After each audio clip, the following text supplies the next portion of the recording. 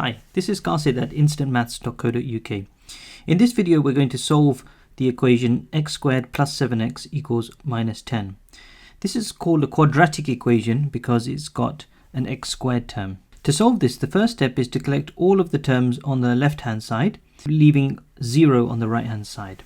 So as you can see, there's only a minus 10 on the right hand side. To cancel that out, to bring it to the other side of the equation, we need to the inverse of minus 10, which is plus 10. But whatever we do on one side of the equation, we have to do on the other side. So on the left hand side now we have x squared plus 7x plus 10. And on the right hand side, plus 10 minus 10 cancel out, so we have 0. Okay, so we've collected all the terms on the left hand side, leaving 0 on the right hand side.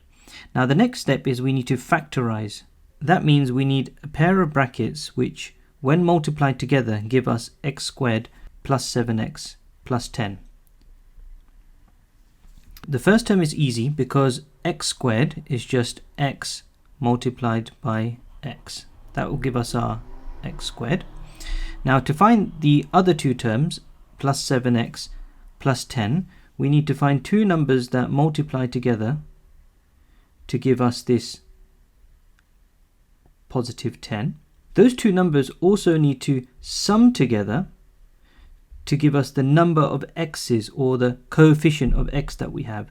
So here we have 7x, so the coefficient of x, or the number of x's we have, is positive 7. So two numbers that multiply together to make 10 and sum together to make 7.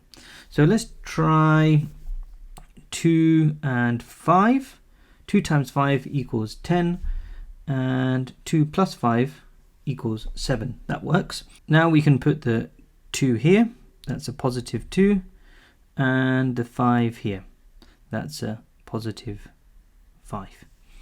And we can test that's working correctly by expanding out these brackets. It should take us back to here. So we've already expanded the first term, x squared. So now let's expand the remaining terms. Plus 5x. 2 times x is plus 2x, 2 times 5 is plus 10.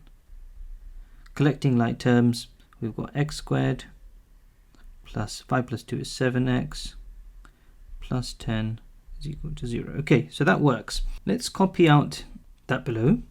X plus 5, x plus 2 is equal to 0. To solve this, we need to realize that these two brackets, first of all, are multiplied together. When you have two brackets next to each other, that means they are multiplied together. And anything multiplied by 0 is equal to 0. So if this is 0, then whatever this is multiplied by 0 gives you 0, so that works. Or if this is 0, this bracket is 0, then whatever this bracket is, multiplying it by 0 will give you 0. So all we need to do is figure out how this could be equal to 0. So let's consider that. X plus 5 is equal to 0. How could that be equal to 0? Well, that's easy. We can solve that. We just need to subtract 5 from both sides of the equation. And we have x plus 5 minus 5 cancels equals to minus 5. So that's one of our solutions. But remember, we said that either of those could be 0. So let's consider how that could be 0 again. X plus 2 is equal to 0. Again, we can solve this now just by subtracting 2 in this case from both sides of the equation. And we have x plus 2 minus 2 cancels equals 0 minus 2 is minus 2. So that's the two solutions to this quadratic equation. Let's just have a quick recap about how we did that. So the first step is we rearrange our equation so that we have all of the terms on the left hand side and just 0 on the right hand side. Next, we factorize. So we find a pair of brackets which multiply together to give our original expression. And here we're just checking that that's factorizing correctly by expanding out the brackets. That's not a necessary step. Finally, once we've got our brackets, what we do is we equate each of these brackets to 0 and solve that equation.